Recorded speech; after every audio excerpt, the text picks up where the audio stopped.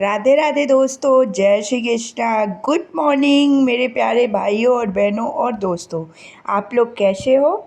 I hope आप लोग बहुत अच्छे होंगे और आप लोग की पढ़ाई लिखाई भी बहुत अच्छे से एकदम तेज़ी से चल रही होगी दोस्तों।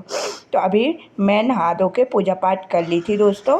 उसके बाद मैं लाइब्रेरी के लिए तैयार होने लगी थी, क्योंकि अब मैं कोशिश करती हूँ कि इस टाइम पे सुबह सुबह लाइब्रेरी पहुँच जाऊँ दोस्तों। क्योंकि अब हम लोग के पास एग्ज़ाम के लिए बस 1 महीने है। इस महीने 1 महीने को हमें अपने आप को इतना पढ़ाई में झोंक देना है कि हमारा मतलब जो भी एग्ज़ाम आए दोस्तों, हम उसमें मतलब उस एग्ज़ाम को क्लियर कर लें और 2025 में हमारे हाथ में जॉइनिंग लेटर होना चाहिए दोस्तों। यही सोच के हमें अपनी पढ़ाई को करना है। तो चलिए अब हम लोग पढ़ाई लिखाई अपनी स्टार्ट करते हैं। तो मैं अभी लाइब्रेरी आ गई थी। लाइब्रेरी में आके सबसे पहले आपको तो पता है कि मेरा इस टाइम पे हिस्ट्री का रिवीजन मैंने स्टार्ट किया है। हिस्ट्री के रिवीजन में कल हमने बंगाल के गवर्नर जनरल तक कंप्लीट कर ली थी सारी चीज़ें। अभी हम लोग का आधुनिक इतिहास चल रहा था, तो उसमें बंगाल के गवर्नर जनरल तक सारी चीज़ें कंप्लीट कर ली थी। उसके बाद आज मैंने पहला टॉपिक उठाया 1857 की क्रांति। फिर जब 1857 की क्रांति को पूरा रिवीजन कर लिया, उसके बाद किसान विद्रोह आंदोलन को उठाया। किसान विद्रोह आंदोलन में बहुत सारे आंदोलन हुए हैं दोस्तों। इसको कितने भागों में बांटा गया है, मतलब सारी चीज़ें। ये क्वेश्चन हमारे डीप में बन जाते हैं। मतलब इसी टाइप के क्वेश्चन, एक दो क्वेश्चन एनटीपीसी के सीबीटी 1 में ग्रेजुएट लेवल में भी पूछा गया था, जो तब मैं क्वेश्चन नहीं बना पाई थी। लेकिन जब आप पढ़ते हैं ना, तब चीज़ें समझ में आती हैं कि यहाँ से क्वेश्चन कैसे कैसे पूछे गए थे दोस्तों।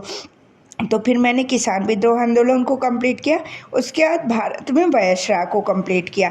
मतलब ये 3 टॉपिक आज मैंने कंप्लीट कर लिए हैं दोस्तों। और अगर आप लोग मेरी साथ अपनी पढ़ाई को कंटिन्यू कर रहे हैं, तो आप भी कमेंट करके बताइएगा कि आपने यहाँ तक सारी चीज़ें मतलब अच्छे से कंप्लीट कर ली हैं कि नहीं। अब हम नेक्स्ट डे जो भी टॉपिक उठाएंगे वो आप लोगों से शेयर करूँगी दोस्तों, और आप लोग भी मेरे हिसाब से सारी चीज़ें कंप्लीट कर लीजिएगा। एक बात और आपसे शेयर करनी थी। एक किसी बहन का मेरे कमेंट था कि दीदी अगर मतलब वो नवीन सर से हिस्ट्री पढ़े तो नोट्स बनाएं या लूसेंट से मतलब कंप्लीट करें। अगर आपके पास टाइम है, आप नवीन सर से हिस्ट्री पढ़ रही हैं, तो आप पढ़ने के साथ साथ अपनी नोट्स भी प्रिपेयर करते जाइए। क्योंकि अपनी जो हैंड रिटन नोट्स रहती है ना, उससे अच्छी कोई मतलब कुछ चीज़ें भी नहीं रहती हैं। हैंड रिटन नोट से हम चीज़ों को ज़्यादा अच्छे से समझ पाते हैं, क्योंकि वो हम अपनी भाषा में लिखते हैं और बुक वाली भाषा थोड़ी जटिल हो जाती है दोस्तों। इसीलिए अगर आप क्लासेस ले रही हैं नवीन सर की, तो आप साथ साथ नोट्स भी बनाते जाइए। और मतलब मान लीजिए 1 घंटे 40 मिनट ऐसे क्लासें हैं। 2 घंटे में आप अगर कोशिश करेंगी ना, तो नोट्स भी बना लेंगी, क्लासेस कंप्लीट भी कर लेंगी, और वो जितनी चीज़ें उस दिन पढ़ेंगी उसको भी रिवीजन कर लेंगी दोस्तों, अगर आप ध्यान से करेंगे चीज़ों को। क्योंकि आधी चीज़ें तो हम जब क्लास में पढ़ेंगे ना, तो सुनते सुनते ही याद हो जाती हैं, और फिर जब हम उस चीज़ों का तुरंत रिवीजन करेंगे ना, तो वो रिवीजन भी बहुत अच्छे से हो जाएगा दोस्तों। तो आपके कमेंट का मैंने रिप्लाई वीडियो के माध्यम से दे दिया है दोस्तों। मैं ज़्यादा मतलब कमेंट के रिप्लाई नहीं दे पाती हूँ, क्योंकि टाइम बहुत ज़्यादा लगता है दोस्तों उसमें। और जो आप लोग की इम्पोर्टेंट क्वेरी रहती हैं, वो मैं वीडियो के माध्यम से कोशिश करती हूँ कि आपके सभी के रिप्लाई कर सकूँ दोस्तों। तो चलिए, अभी मेरा हिस्ट्री वाला पोर्शन पूरा कंप्लीट हो गया था। उसके बाद मैंने पॉलिटी स्टार्ट कर दिया। पॉलिटी में आज मैंने सबसे पहले 200 आर्टिकल तक पूरा कंप्लीट कर लिया है दोस्तों। आप लोग भी अगर ये मेरी ट्रिक अपनाओगे ना, कि डेली 25 आर्टिकल लेके चलोगे, तो आप मतलब पॉलिटी पूरी रिवीजन भी हो जाएगी और आपको पता भी नहीं चलेगा। उसके बाद आज मैंने 44वां संविधान संशोधन पढ़ा, और फिर 46वां संविधान संशोधन पढ़ा।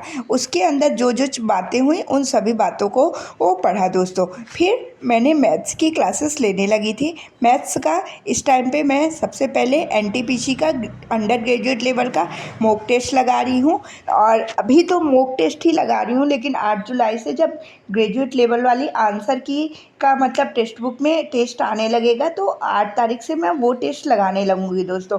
क्योंकि उससे हमारी ज़्यादा अच्छे से प्रैक्टिस हो पाएगी। आप लोग भी कोशिश करिएगा कि अगर आपको प्रैक्टिस करना है तो उन्हीं मतलब मॉक टेस्ट के माध्यम से करिएगा, क्योंकि वो डायरेक्ट प्रीवियस ईयर रहेंगे और उससे ज़्यादा अच्छा हमें एनालिसिस करने के ये कुछ चीज़ें रहेंगी ही नहीं, क्योंकि वो एग्ज़ाम से डायरेक्ट क्वेश्चन रहेंगे। हमें सारी चीज़ें अच्छे से समझ में आ जाएंगी दोस्तों कि क्या कहाँ से पूछा है, और हम जितना अच्छा एनालिसिस कर पाएंगे ना, उतना अच्छा नेक्स्ट एग्ज़ाम में स्कोर भी कर पाएंगे दोस्तों।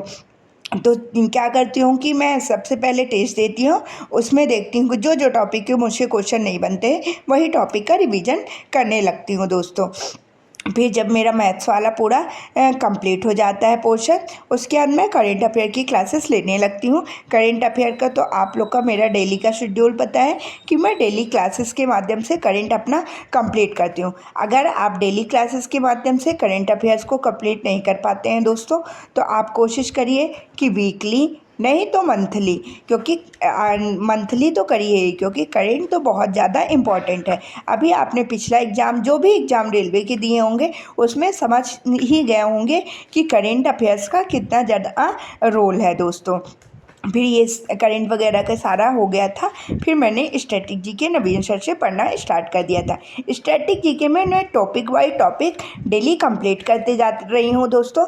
एक बार मैंने पहले भी सारी चीज़ें कंप्लीट की थी, अब एक बार जब सर से मैं चीज़ों को सुन लेती हूँ ना, तो मुझे मतलब बहुत अच्छे से माइंड में सारी चीज़ें सेट हो जाती है दोस्तों। आज जैसे यूनेस्को की प्राचीन धरोहरों को सर ने पढ़ाया है, पहले मुझे चीज़ें कभी कभी भूल जाती थी, लेकिन आज सर ने बोला कि जैसे 1984 में कितने यूनेस्को के प्राकृतिक धरोहरों को मतलब कितने को शामिल किया गया है, इसमें 4 को, ठीक ना। पहला हो गया अजंता की गुफा, एलोरा की गुफा, और फिर ताजमहल को और आगरा के किले को। ये 4 चीज़ों को शामिल किया गया था 1983 में। तो ये चीज़ें मतलब सन के हिसाब से सन याद कर लीजिए, उसमें कौन कौन सी चीज़ें शामिल की गए थे। इस ट्रिक से मैंने याद किया तो ज़्यादा अच्छे से मुझे चीज़ें याद हो गई हो दोस्तों, और माइंड में सेट हो गई।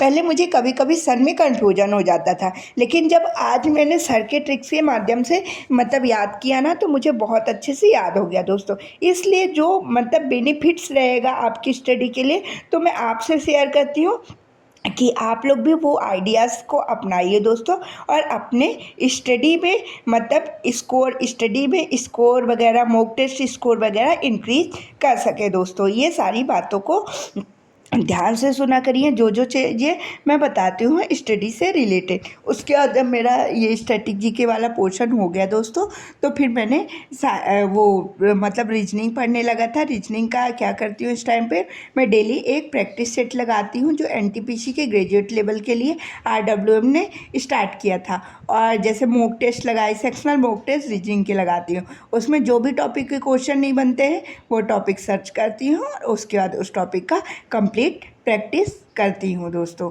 तो चलिए, अब हम लोग अभी 9 बज गए थे, तो मम्मा का फ़ोन आ रहा था, आज मम्मा स्कूल से आ गई हैं, तो बोली आ जाओ घर। तो अब हम चलते हैं घर दोस्तों। आज की इस वीडियो में इतना ही, अब हम मिलेंगे नेक्स्ट वीडियो में। तब तक के लिए आप लोग अपना ध्यान रखिएगा, अच्छे से पढ़ाई लिखाई करिएगा। राधे राधे दोस्तों, जय श्री कृष्णा दोस्तों, बाय बाय, राधे राधे, जय श्री कृष्णा।